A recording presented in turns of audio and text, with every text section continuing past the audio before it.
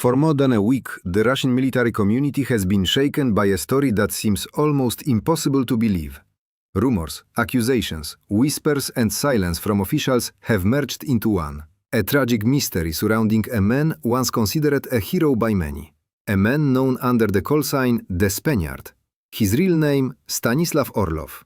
The head of one of the most notorious Russian ultra-right brigades, Española.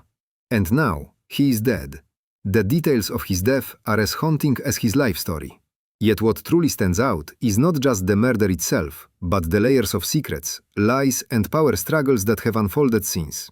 On December 22nd, Moscow saw a grand farewell ceremony at the Cathedral of Christ the Savior, an honor reserved for the most prominent figures in Russia's military and political hierarchy.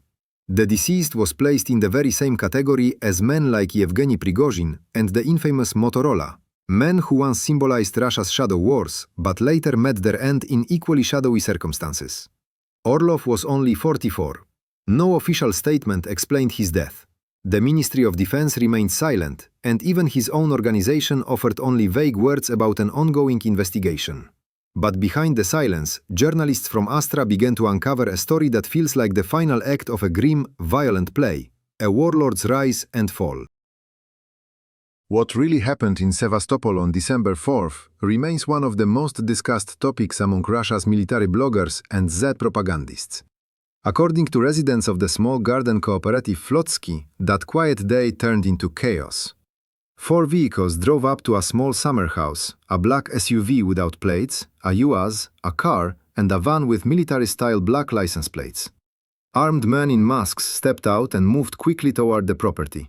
Seconds later, gunfire broke the stillness. Neighbors later told Astra that Orlov never fired a shot in return. 6 hours passed before an ambulance arrived. Its lights were off, and the medics did their work silently. They took his body away at dusk. No explanations, no officials, only questions. Sources close to Astra claimed the armed men were part of a special operation targeting Orlov for alleged illegal arms trafficking and links to organized crime. If true, it would be one of the most scandalous internal purges within Russia's paramilitary world since the death of Prigozhin himself. But others believe the killing was no accident, that it was an execution ordered by those in power who no longer trusted the man who once led an army of loyal, heavily armed football fans and nationalists. For years, Española was portrayed as a group of patriotic warriors, men who fought on the front lines of Russia's invasion of Ukraine, shoulder to shoulder with regular troops. But behind the facade of bravery and loyalty, there was something else, something darker. Many of Orlov's fighters were notorious football hooligans, drawn from the same ultra-right circles that glorified violence long before the war began. And when they found themselves armed and sanctioned by the state, they didn't become disciplined soldiers.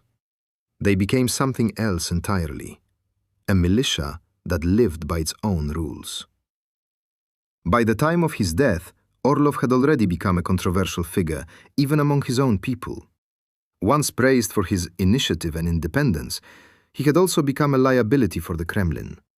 In Russia's tightly controlled military structure, no one is allowed to become too autonomous, not even heroes. Just like Prigozhin before him, Orlov's self-confidence and growing independence may have sealed his fate. But there's another layer to the story, one that reveals just how chaotic and corrupt Russia's paramilitary world has become.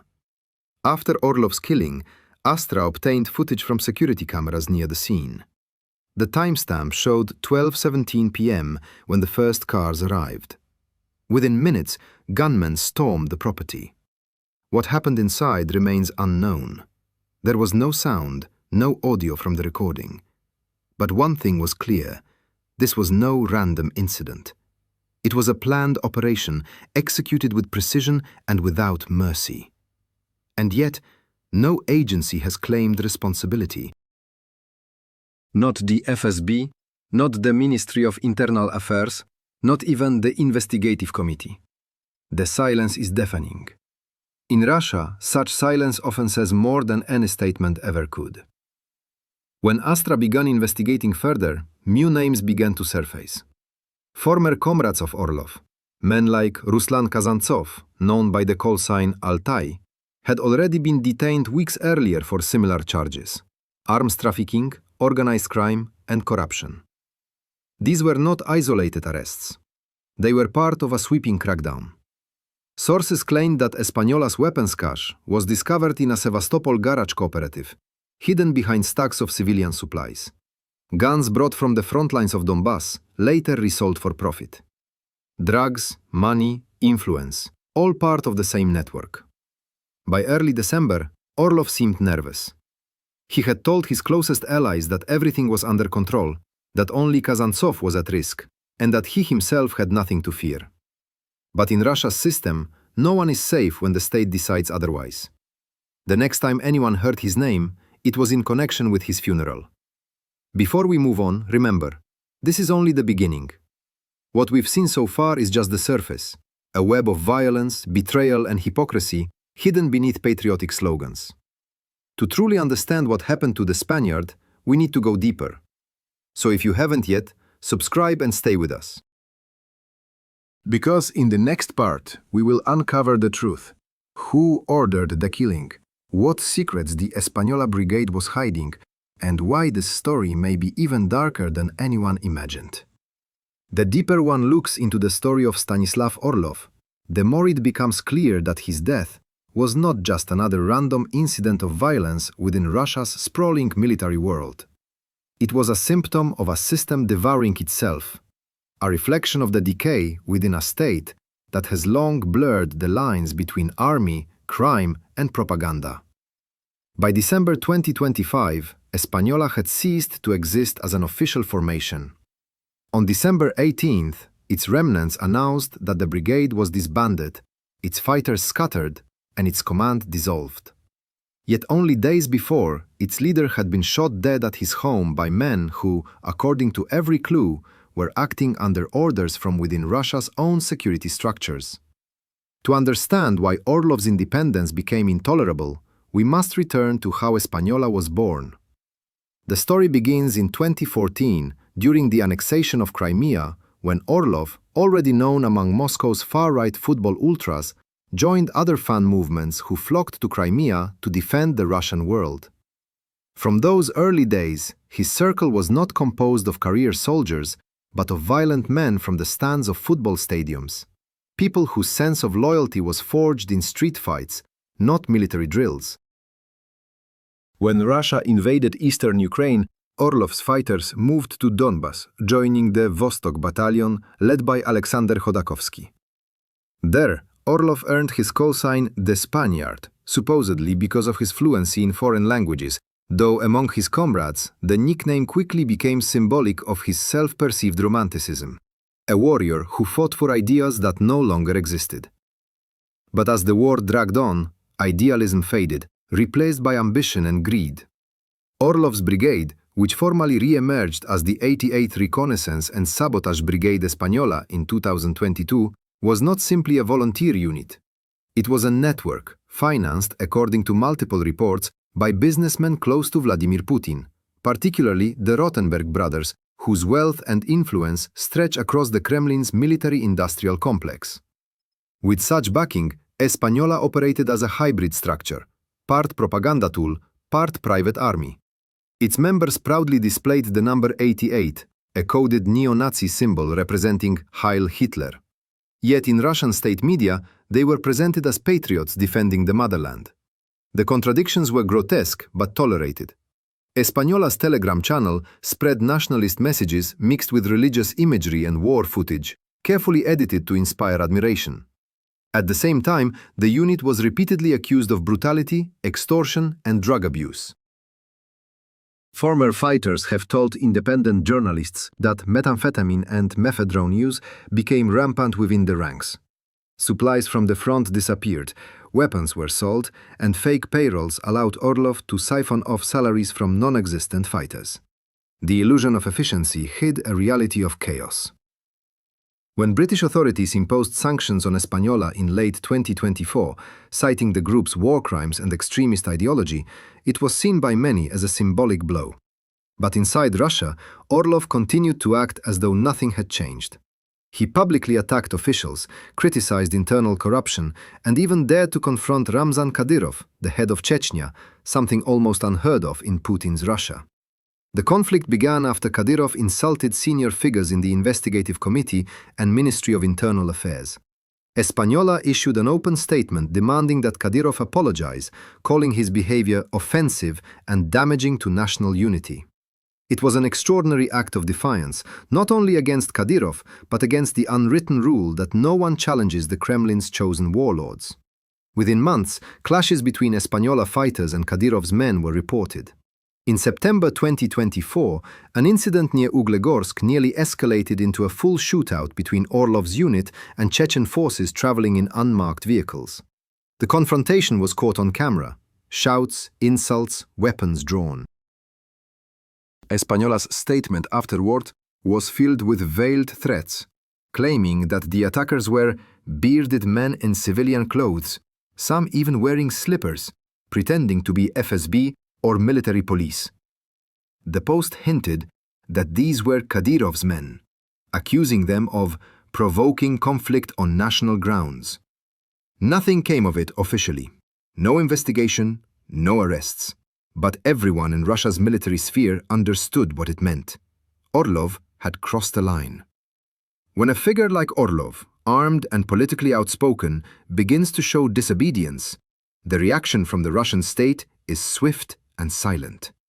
Just as Yevgeny Prigozhin's rebellion ended with his jet disintegrating in the sky, so too would Orlov's story end with gunfire behind closed doors. In both cases, the message was the same. Loyalty is demanded, not negotiated.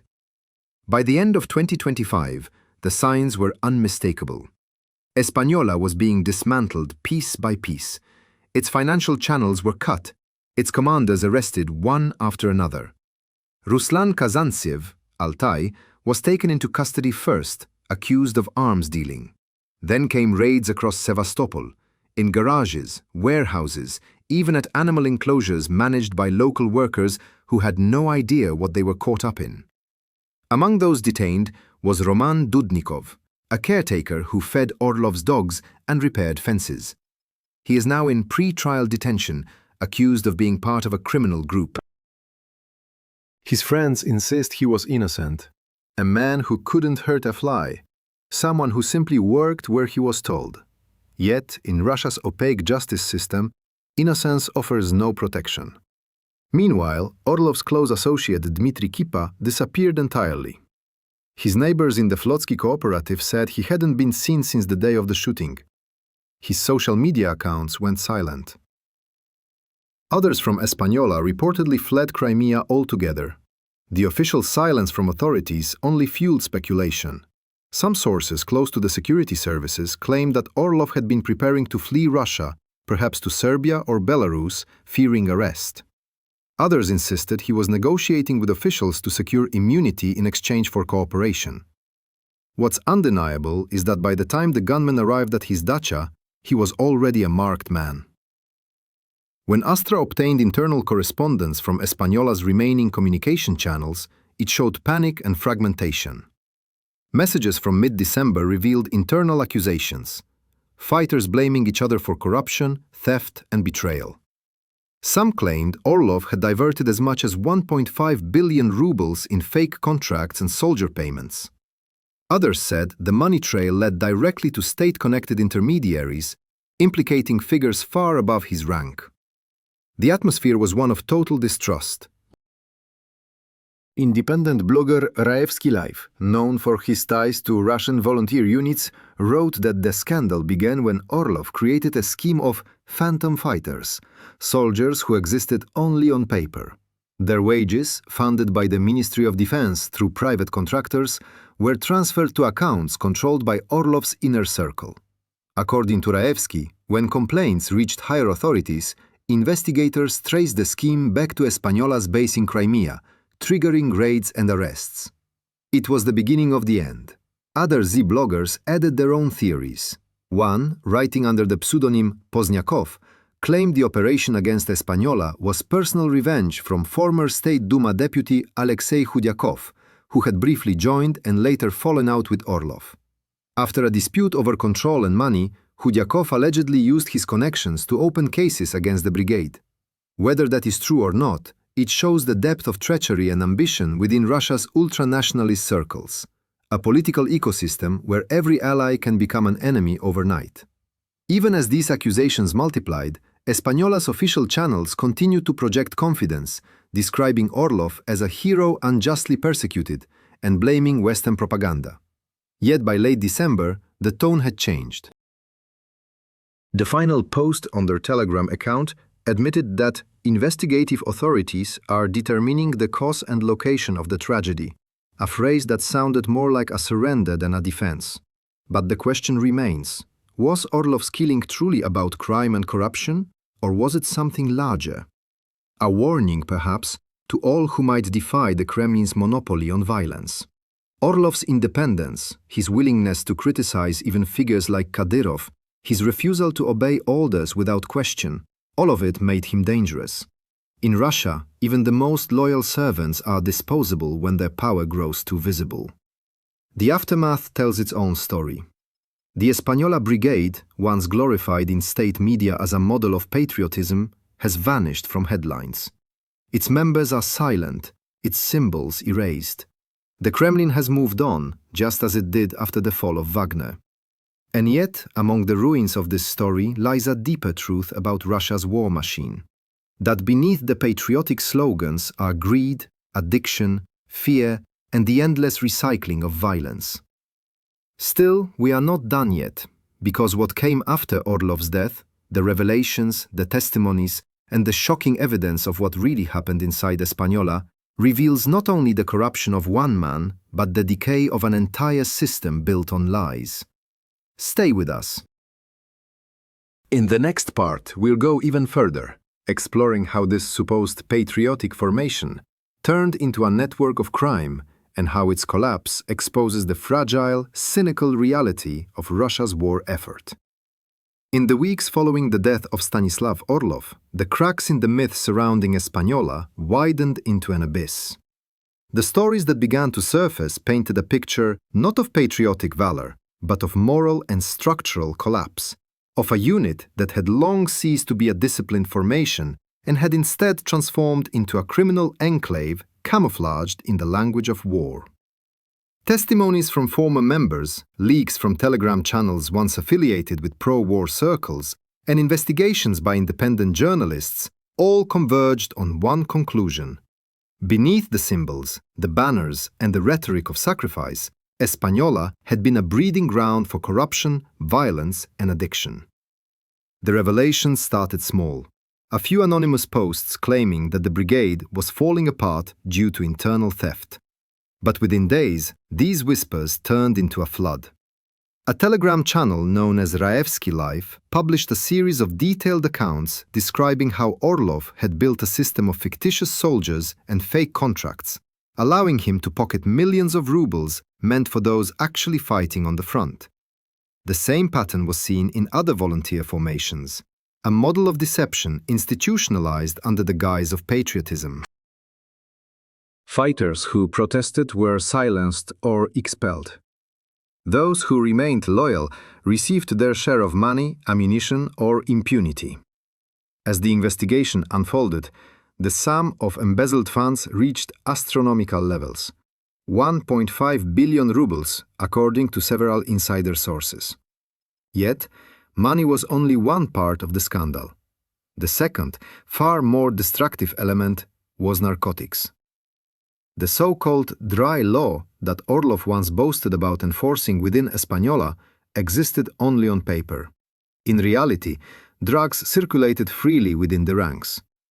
Methadone became the substance of choice, a stimulant that blurred fear, exhaustion, and guilt. Fighters used it in trenches, during rest periods, even while on guard duty. It was a way to endure a war that had no moral purpose left. Videos began to emerge online showing Española fighters behaving erratically, their speech slurred, their gestures twitching. One particularly infamous interview featured a man with the call sign Pitbull who, while talking about the unit's code of conduct, could barely control his jaw, an unmistakable sign of heavy stimulant use. It was an image that shattered the propaganda narrative of disciplined patriots. Behind every slogan about honor and duty was a generation of men broken by the same system that claimed to glorify them. But the corruption ran deeper still. According to testimonies collected by Astra and Donetsk infantry, Española's commanders not only allowed but actively encouraged criminal activities to fund their operations. Extortion became routine. Local businesses in occupied territories were forced to make donations. Weapons from the front lines were sold to criminal groups, and vehicles seized from civilians were re-registered as military property. When one fighter refused to participate in these schemes, he disappeared. His family was told he had been killed in action. No one ever saw his body. The disbandment of Española in October 2025 was officially explained as restructuring. In truth, it was a purge. Moscow had decided that the unit had outlived its usefulness. Just as Prigozhin's Wagner group had been annihilated once it became politically inconvenient, Española was dismantled before it could turn into another source of rebellion. The message was clear: no independent power centers would be tolerated. Every armed group in Russia would either be fully subordinated to the state or destroyed. State media handled the scandal with familiar precision. Channels like Komsomolskaya Pravda and RTVI published sanitized obituaries describing Orlov as a devoted commander and patriot. They avoided mentioning the investigations, the arrests, or the accusations of arms trafficking. The coverage served a dual purpose: erasing the embarrassment while preserving the myth of sacrifice. But outside official channels, the truth was spreading. Bloggers from across the nationalist spectrum began turning on each other. Those once proud of fighting under Orlov's banner now competed to expose his crimes, portraying themselves as victims of his deceit. One former member, writing anonymously, described how Española had begun renting soldiers from other formations to maintain the illusion of activity at the front. Everyone knew, he wrote, that half the men listed in reports didn't exist, and those who did were on drugs. We bought stormtroops from other units just to show footage of attacks. This grotesque theater of war, staged for propaganda, reflected the larger deception of the Russian campaign itself. A war fought not for victory, but for appearances. Inside Russia, the consequences were devastating for anyone remotely connected to Orlov. Relatives were questioned, bank accounts frozen, properties seized. The son of the slain commander, Igor Orlov, went to the police a week after his father's disappearance, unaware that the man had already been buried. When he asked for information, officials told him nothing. For the state, the Spaniard no longer existed. His death, like his life, was to be edited out of the official record. Yet in the margins of Russian society, his story has become a cautionary tale. Among the remnants of ultranationalist communities, the death of Orlov is spoken of as both betrayal and inevitability. To some, he was a martyr destroyed by the same regime he served. To others, a fraud who reaped what he sowed. Either way, his fate illustrates the paradox of the modern Russian paramilitary. Those who build their lives around loyalty to power eventually fall victim to that very power when it decides their loyalty has become inconvenient. The moral collapse of Española also exposed a deeper cultural sickness. The glorification of violence, the romanticizing of war, and the normalization of extremism created an ecosystem where cruelty was rewarded and corruption excused. Fighters who returned from the front brought back not pride, but trauma, addiction, and a sense of purposelessness. Many of them disappeared into criminal networks, taking with them weapons and experience that will haunt Russia's streets for years. In Sevastopol, the site of Orlov's death remains sealed off, but locals still speak of what they saw that day. The convoy of vehicles, the gunfire, the silence that followed. It was like the war had come home, one resident told reporters. And in a way, it had. The same chaos Russia unleashed abroad was now consuming it from within. The killing of the Spaniard was not just an act of retribution, it was a reflection of the inevitable decay of a system built on lies and violence. In the end, Española became a mirror of the Russian state itself, a structure held together by fear, greed, and propaganda. Its fighters, who once believed they were defending the nation, ended up defending nothing. Their brotherhood dissolved into paranoia and betrayal. Their ideals were replaced by profit and addiction. Their leader, once hailed as a hero, was left alone in his house, surrounded by enemies, with no one left to protect him. The story of Stanislav Orlov is therefore not merely about one man's death, but about the entire architecture of power that created him. The Kremlin's policy of outsourcing violence to private warlords and extremists has produced monsters it can no longer control. Each time one of them grows too independent, the result is the same: elimination, silence, erasure. For those watching from the outside, this is a glimpse into the reality behind the facade of Russia's patriotic mobilization. The slogans about unity and honor collapse when confronted with the truth: that the system rewards brutality but punishes independence, that it elevates men like Orlov only to destroy them when they cease to serve its narrative. The final irony is that in his death, Orlov achieved what he could not in life. He exposed the true face of the war he fought for. A war that devours its own, that consumes loyalty and spits out corpses, that feeds on chaos because order would reveal its emptiness. And so, the chapter closes. The Spaniard's name joins the growing list of men who believed they were untouchable. Prigozhin, Utkin, the self-proclaimed heroes of the Russian Spring. All of them gone. All of them erased. Their empires of violence swallowed by the same darkness they once served. In the ruins of Española's myth lies the essence of modern Russia. A state at war not only with the world, but with itself. The silence that followed the gunfire in Sevastopol was not peace. It was the sound of a system cleaning up its own reflection, wiping away the image of those who dared to believe they could be free.